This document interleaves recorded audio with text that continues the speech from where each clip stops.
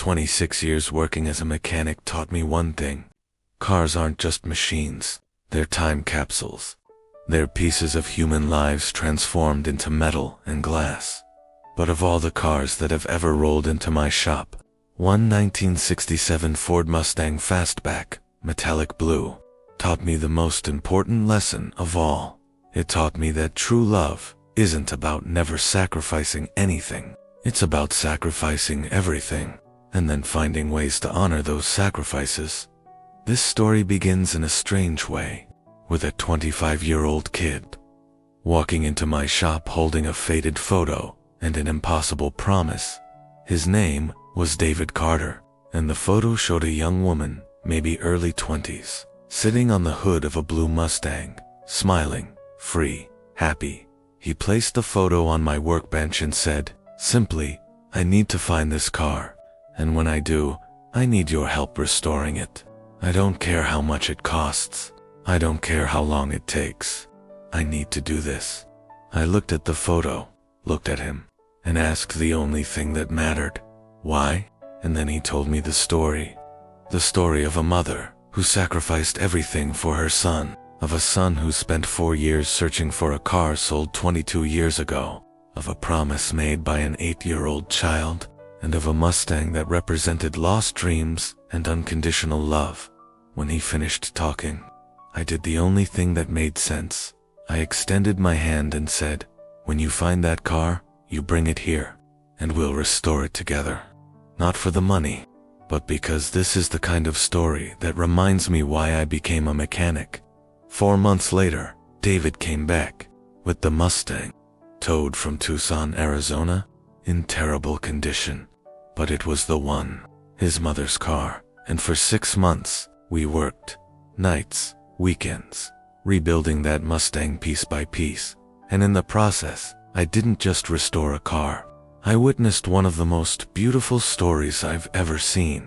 This is the story of the blue Mustang, and of Rachel Carter, the woman who gave up everything, and the son who spent years trying to give back at least a piece. My name is Dave Richardson, and this story changed how I see my work, my life, and what it means to truly love someone. When David first brought me that photo, I knew nothing about Rachel Carter. Didn't know who she was, where she came from, what she'd lived through. But over the months working with David, restoring her Mustang, I pieced it together, because David couldn't stop talking about his mother, about what she did, about who she was before he was born. And the story that emerged was breathtaking. Rachel Ann Carter was born in 1976, Riverside, California, only child of a mechanic and a teacher, and from an early age, she had a gift with cars. Her father, William Carter, was one of the best mechanics I'd ever heard of, and he didn't treat Rachel like a daughter who needed to learn cooking and sewing. He treated her like an apprentice, like a successor. At 16, Rachel was rebuilding engines. At 18, she'd restored a 1942 Ford pickup by herself. At 20, she was working part-time at her father's shop while studying photography. She had 2 dreams, to be a mechanic and to be a travel photographer. And at 20, it seemed like she'd achieved both. But then the Mustang appeared. In 1997, a customer at William's shop wanted to get rid of a 67 Fast metallic blue. It had been sitting for 10 years. Seized engine, peeling paint, destroyed interior. But William saw potential, and he made a deal with Rachel. If she helped restore the car, it would be hers. For 6 months, father and daughter worked on that Mustang. I saw the photos David showed me, Rachel covered in grease, smiling, holding tools, rebuilding the engine with her own hands. And when they finished, in April of '97, that car was a work of art. V8 engine, 389 cubic inches, 4-speed manual transmission, perfect metallic blue paint, black leather interior, chrome gleaming dot. It was any 21-year-old girl's dream, and it was hers, earned with work, with sweat, with passion. David told me his mother drove that Mustang everywhere, to college, to work, for weekend trips to the coast. She slept in the back seat on trips to San Francisco. She photographed sunrises in the desert, sitting on the hood. She was free. She was happy. She was exactly who she wanted to be. And then she met David's father. David didn't talk much about him, and I didn't push, but the basics were, he was charming, irresponsible, and a coward.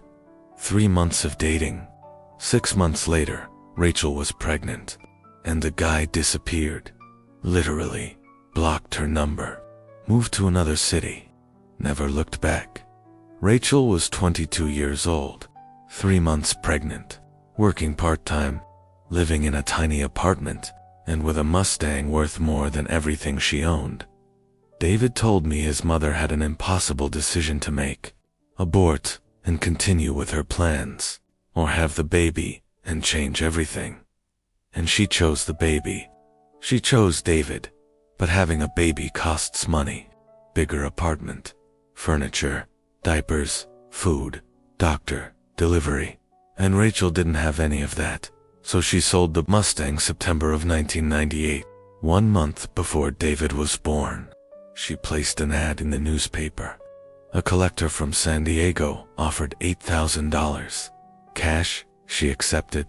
Used the money to survive, to give David a chance. Her father William begged her not to sell. Said he'd help, that he'd figure something out. But Rachel was stubborn, proud, independent. She didn't want charity. So she sold the car, and never talked about it again, except for one thing. One photo, 5x7, color her sitting on the Mustang's hood, smiling, free, happy. That photo stayed on her refrigerator for 25 years. David grew up seeing it, every single day, getting milk, making breakfast, coming home from school, and when he was 8 years old, he asked about the car. Rachel said it was hers, that she sold it, and when David asked why, she said, simply, to have you. David told me he never forgot those words, never forgot the photo. And that day, at 8 years old, he made a promise, silent, secret. He would find that Mustang and return it to his mother, no matter how long it took, no matter what it cost, no matter how impossible it seemed. And 17 years later, he showed up at my shop, with the photo, with the promise, and with a determination I rarely saw in people so young. I told him it would be difficult. That 22 years was a long time, that the car could be dismantled, destroyed, lost forever. But David shook his head and said something I'll never forget. Dave, my mother worked 2 jobs for 25 years to give me a life. The least I can do is work for years to give her back a piece of the dreams she sacrificed. And in that moment, I knew. This kid was going to find that car, one way or another, and I was going to be there to help. The search itself was detective work. David started when he was 18, discreetly, online, in classic car forums, on sales websites, in collector groups. The problem was, he didn't have the VIN number, didn't have the license plate, just a description, Mustang Fastback 67, metallic blue, sold in San Diego in September, 90-8. It was like looking for a needle in a haystack the size of the United States. But David didn't give up. At 20, he found the name of the original buyer, Richard Mendoza, collector from San Diego. David called, explained the situation. And Richard said he'd sold the car 10 years ago, to a guy in Phoenix, Arizona.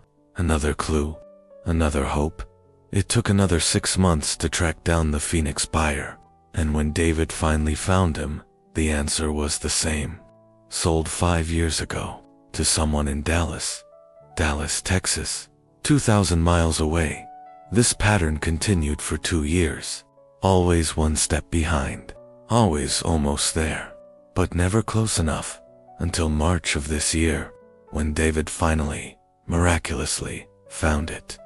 He walked into my shop on a Friday, eyes shining, huge smile, and said, "Dave, I found it." A post on an obscure Mustang forum, A guy in Tucson, Arizona, selling a '67 Fastback, metallic blue. Needs restoration. $8,500. David had seen the photos, and he knew it was his mother's car. He called immediately. The owner, a retired gentleman named Frank, answered. David explained the whole story. How his mother sold the car pregnant, how he'd been searching for years. Frank was silent, then said he had other interested buyers, people offering up to $10,000. David's heart sank. He told me later he thought he'd lost it, that he'd come so close only to fail. But then Frank said something that changed everything. Man, that's beautiful. None of the others have a story like yours.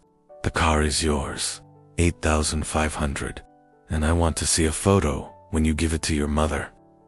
David almost cried on the phone, and when he told me, I almost cried with him.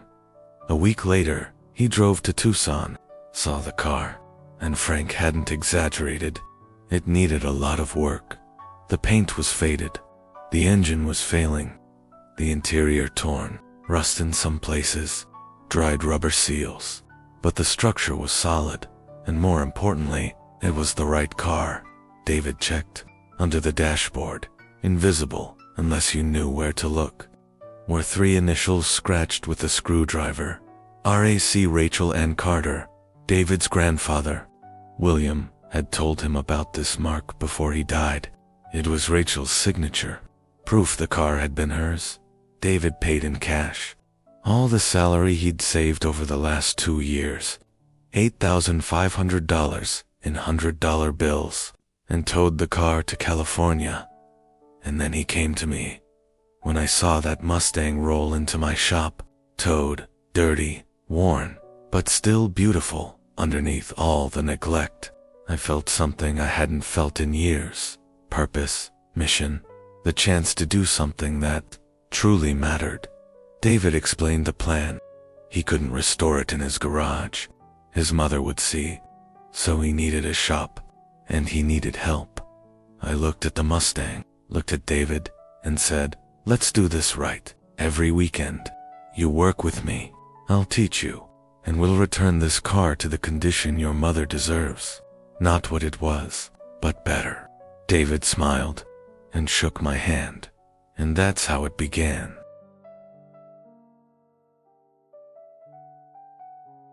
For the next 6 months, every Saturday and Sunday, David showed up at the shop at 8 in the morning and stayed until dark. We completely disassembled the engine, rebuilt it piece by piece, replaced everything that was worn, new pistons, new rings, valves camshaft revised. We worked on the transmission, the brakes, the suspension, the differentials. We sanded the old paint, repaired rust, prepped the body, and then we painted 3 coats of metallic blue, just like the original, shining like 90-7. We restored the interior, new black leather, hand-stitched, dashboard restored, instruments working. We polished every inch of chrome, replaced rubber seals, changed glass, adjusted doors, and at every step, David worked with a dedication I rarely saw, because it wasn't just about restoring a car. It was about honoring his mother. While we worked, he talked about Rachel, about how she never gave up, about how she always found a way, about how she transformed sacrifice into love. Rachel never complained. Never. David told me this several times. She worked 2 jobs. During the day, as a radiology technician at the hospital. At night, doing freelance photography. Weddings, birthdays, graduations, anything that paid. She never slept enough, never had time for herself, never bought anything for herself. Everything was for David. When he wanted to play baseball, she enrolled him, paid for the equipment, went to every game, even when exhausted, even after working 12 hours. She was there when he wanted a computer. She saved for months, bought a used one. It wasn't new, it wasn't fast, but it was his dot when he turned 16 and needed to learn to drive. She taught him. in her old Honda Civic. And when he passed the test, she let him use the car. While she took the bus to work, David told me all this. And each story reminded me why I loved my work. Because mechanics isn't just about cars. It's about the people who drive them, the lives they carry. He told me about how at 15, he started working, after school, bagging groceries at the supermarket, $5 an hour. He gave everything to his mother. She didn't want to accept it, but he insisted, said it was fair, that he lived in her house, that it was the minimum. She cried, and accepted, but invested everything in a savings account for his college. At 18, David graduated high school. Rachel wanted him to go to university, a good one, far away, do something big, but he couldn't leave her, not like that. So he went to community college, mechanical engineering, close to home, and kept working. She was furious, said he was wasting his chance, that she'd sacrificed everything so he wouldn't have to stay trapped. But he explained, calmly, firmly, "Mom, you sacrificed your dreams for me. Now it's my turn to sacrifice a little for yours." She didn't understand, not at the time, but eventually, she accepted. David graduated in engineering at 22.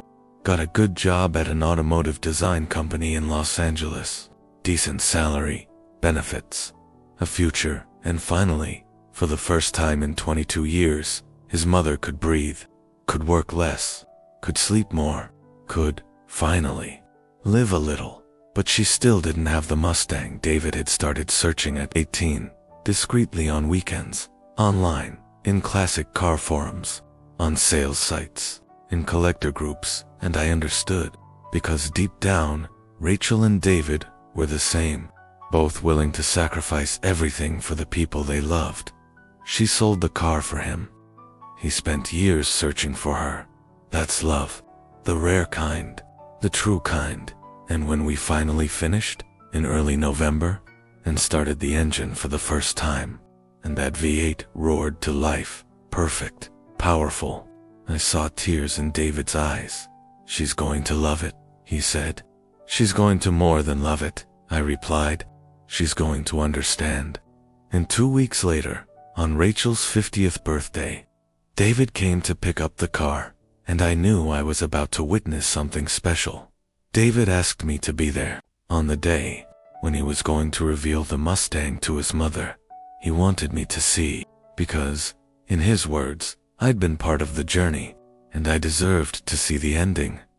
So on the morning of November 15th, I parked my pickup a block away from Rachel's house, and waited. David had planned everything. He knew his mother left for work at 9, every day, without fail. So at 8:45, he parked the Mustang in the driveway, gleaming under the California sun, perfect, and waited. At 9 o'clock sharp, the front door opened. Rachel came out, purse on her shoulder, keys in hand, ready for another day of work, and then she saw the car. I was too far away to hear, but I saw the exact moment her brain processed what her eyes were seeing. She stopped, completely froze. The purse slipped from her shoulder. The keys fell from her hand, and she stood there, motionless, staring. David got out of the car, walked toward her, slowly, and I saw his lips move, saying something. And then Rachel collapsed, literally fell to her knees, right there on the sidewalk, and started crying. Not that delicate movie crying, but that deep, guttural crying of someone who'd carried weight for 25 years and could finally let go. David knelt with her, held her, and they stayed there, embracing, crying, while curious neighbors started appearing at windows. After a few minutes, Rachel stood up.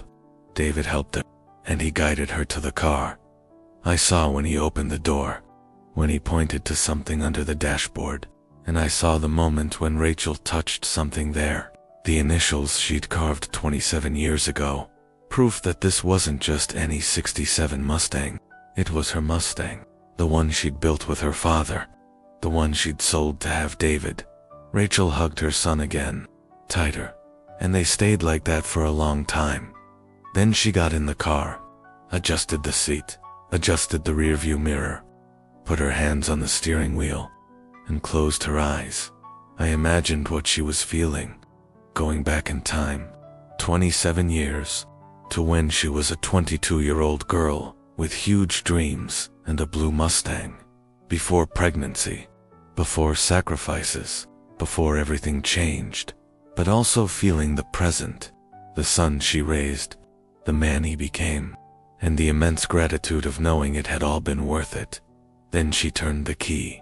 The engine roared, that deep, powerful, unmistakable sound that only a classic V8 makes, and a huge, genuine, free smile spread across her face.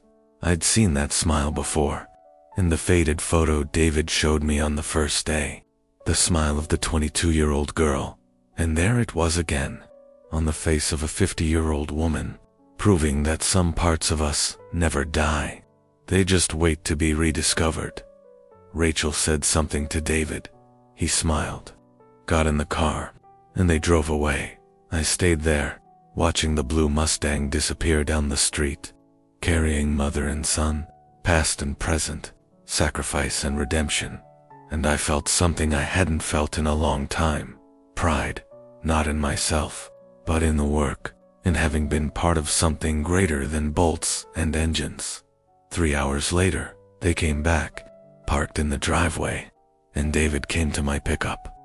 "Thank you," he said, "for everything." "You don't need to thank me," I replied. "It was an honor. My mother wants to meet you, wants to thank you personally." I got out of the pickup, walked to the Mustang, and there was Rachel. Hair messed up by the wind, eyes red from crying, but smiling, really smiling. "You're Dave," she said. "I am," I replied. She got out of the car, hugged me, and whispered in my ear, "Thank you for helping my son give me back something I thought I'd lost forever." "It wasn't just the car, was it?" I said. She stepped back, looked into my eyes, and shook her head. "No, it was the memory of who I was, before being just a mother, before being just a worker. I was Rachel, the girl who loved cars, who loved photography, who dreamed big, and I thought I'd lost her when I sold this Mustang." She looked at the car, then at her son. But my son showed me something, that I never lost her. She was just waiting for the right moment to come back, and that moment is now.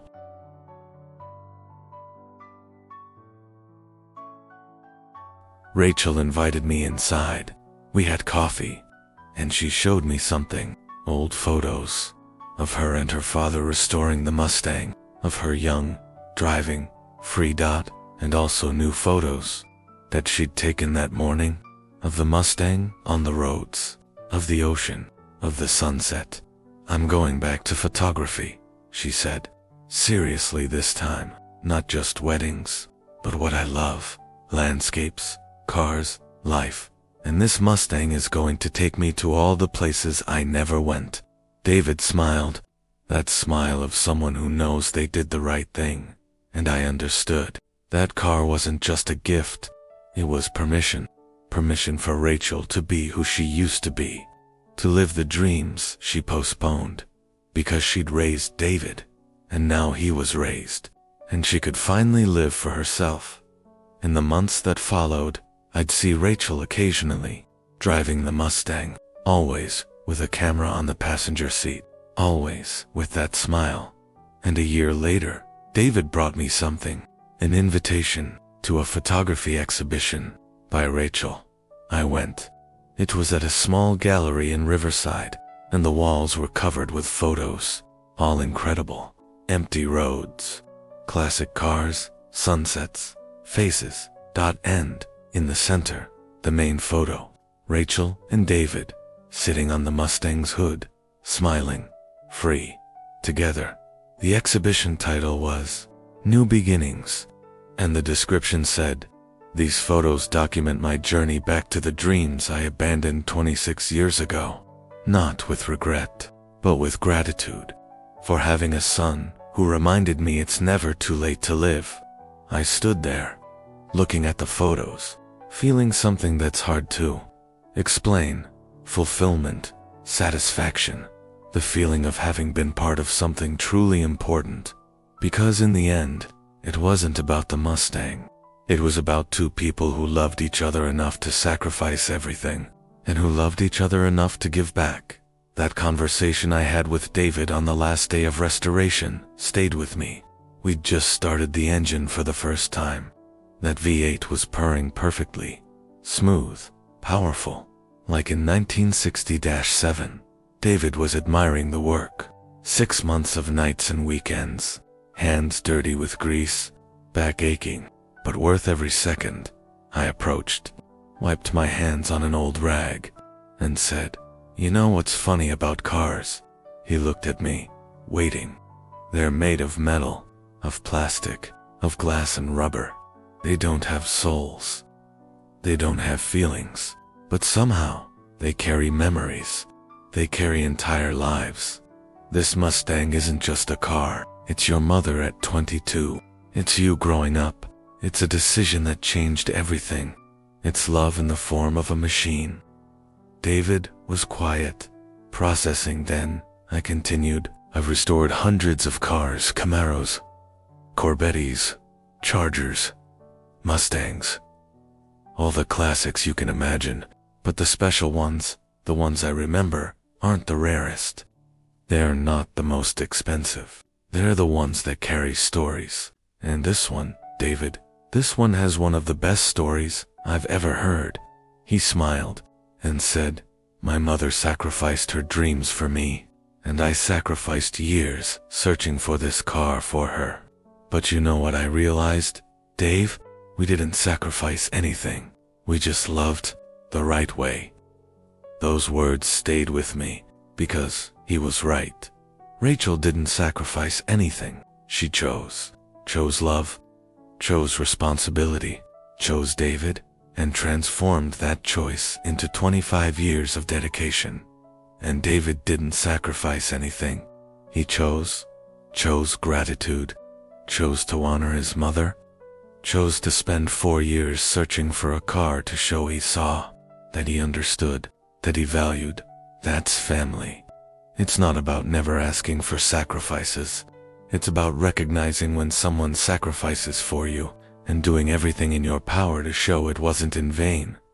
2 years have passed since I handed David the keys to the Mustang, and in that time, I've seen Rachel a few times, always driving the car, always with that smile. She became a professional photographer, not full-time, but enough. She does exhibitions, sells photos, travels the state documenting landscapes and classic cars, and always, she drives the Mustang. David changed too. He met a girl, Sarah. They got married last year, and 3 months ago, Rachel became a grandmother, a girl. They named her Willow, in honor of William, the grandfather who taught Rachel to love cars. And last week, David showed up at my shop with a proposal. "Dave, when Willow turns 16, I want her to learn to drive in the Mustang, just like my mother did with me in her Civic, just like my grandfather would have done with my mother if he'd had the chance. But there's a problem." "What?" I asked. "The Mustang is over 50 years old. In 16 years, it'll be over 6. I want to make sure it lasts, that it stays in the family forever. And I need you to teach me how to care for it properly, so I can teach Willow, and she can teach her children." I smiled and said, "That's not a problem. It's an honor." So now, once a month, David comes to the shop, and I teach how to change oil, how to adjust the carburetor, how to keep the engine healthy, how to care for a classic. Because this Mustang isn't just a car anymore. It's a legacy. It's a story that will pass from generation to generation. Rachel to David, David to Willow, Willow to her children.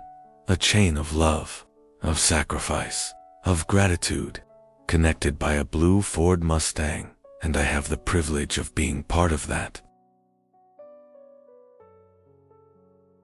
2 years have passed since I handed David the keys to that restored Mustang. And in that time, I've seen Rachel a few times, always driving the car, always with that smile. She became a professional photographer, not full-time, but enough. She does exhibitions, sells photos, travels the state, documenting landscapes and classic cars, and always, she drives the Mustang.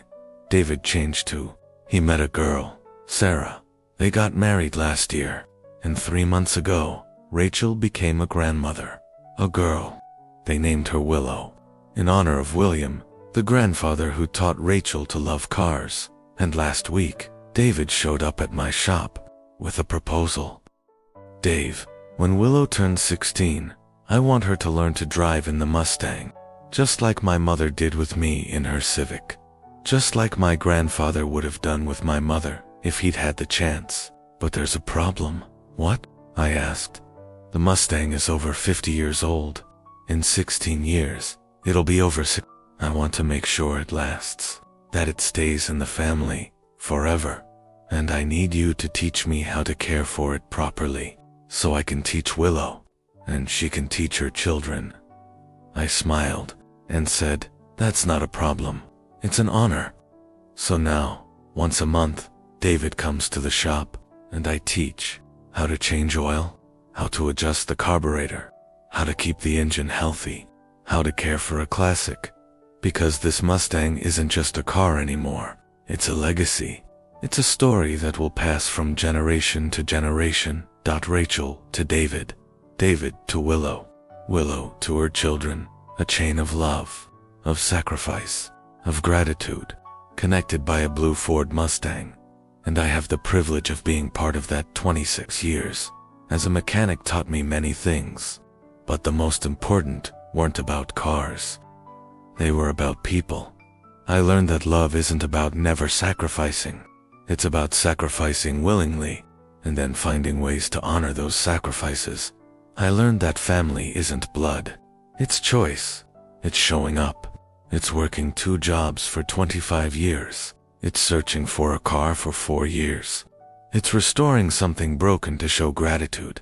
I learned that cars aren't machines. They're memories. They're dreams. They're pieces of human lives transformed into metal. And I learned that my job, in the end, isn't about fixing engines. It's about fixing what engines represent. Relationships, memories, legacies. Every time someone walks into my shop now, I don't just see a car, I see a story. And I ask myself, what role will I play in this story? How can I help fix more than metal?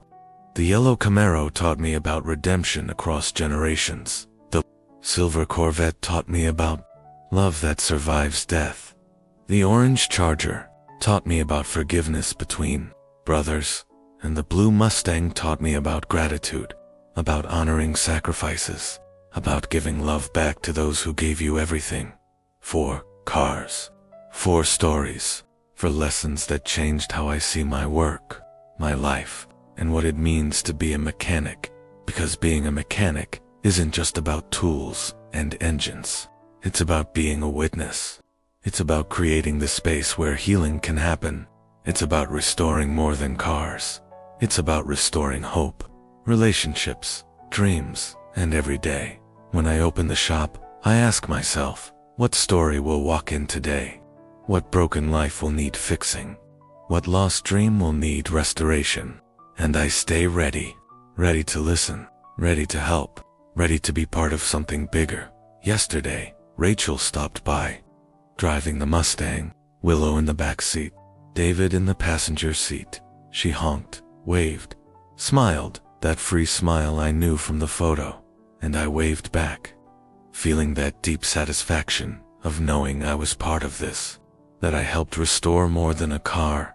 I helped restore dreams, honor sacrifices, connect generations. That's the real work. That's the work that matters. 1 bolt at a time, 1 story at a time, 1 blue Mustang at a time, and as long as there are cars to fix, there will be stories to hear, lives to touch, memories to preserve. That's my job.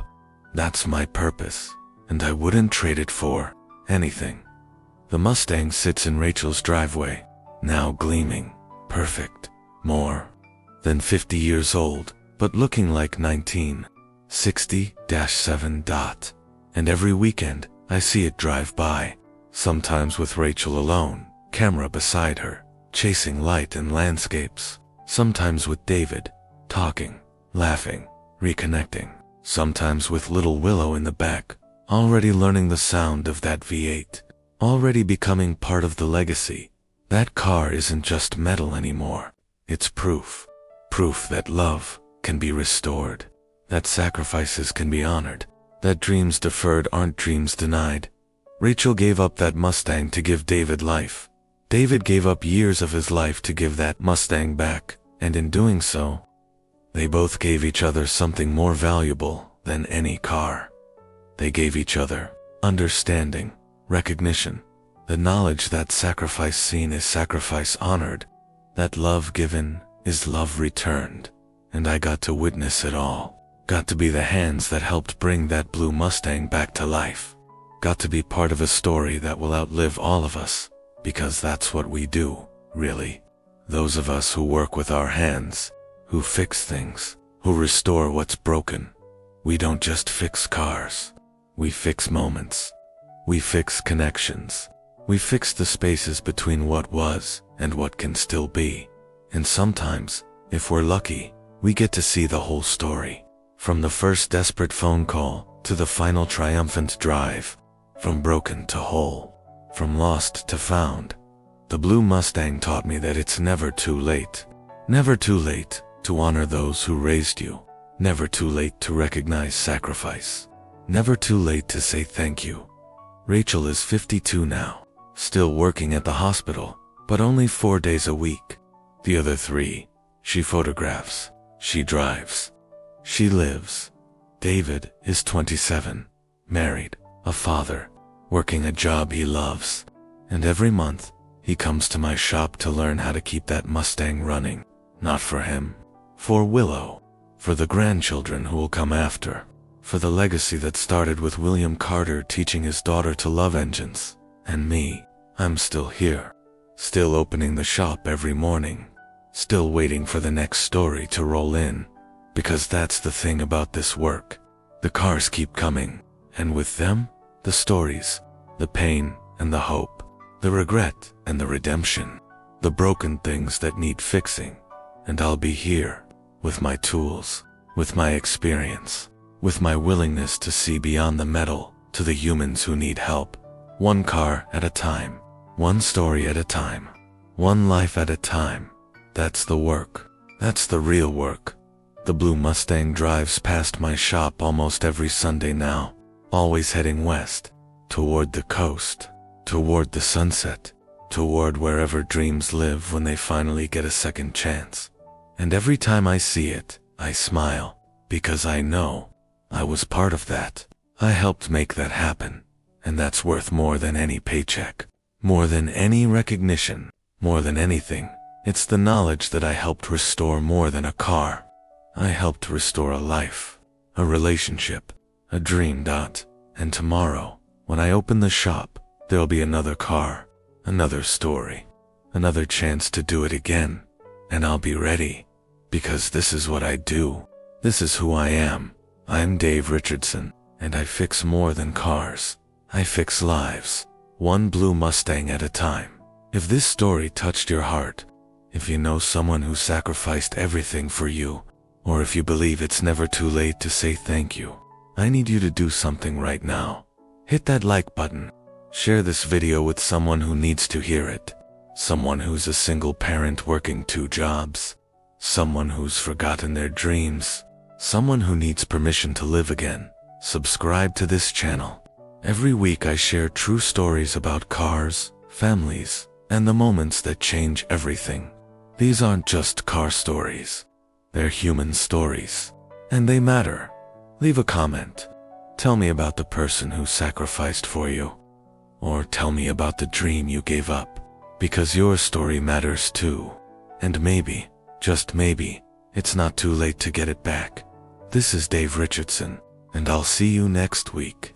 with another car, another family, another story of love and sacrifice and second chances.